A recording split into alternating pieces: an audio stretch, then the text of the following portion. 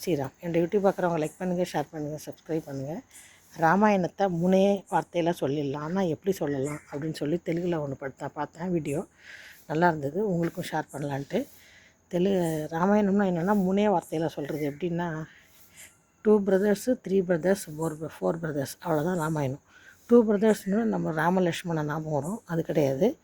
Vaali Sugreevan 2 brothers, அது ஒரு patch. அப்புறம் ராவணன், அது கும்பகர்ணன், விபீஷ்ணன், அது 3, அது ஒரு பேட்ச்சு. ராமனோட பிரதர்ஸ் 4 பேர், 4 பேர், அது ஒரு பேட்ச். இதுதான் ராமாயணம் அப்படின்னு. இதில் லாஸ்ட்டில் 2 பிரதர்ஸில் ஒருத்தர் செத்து போயிடுறாங்க, 3 பிரதர்ஸில் 2 பேர் செத்துடுறாங்க.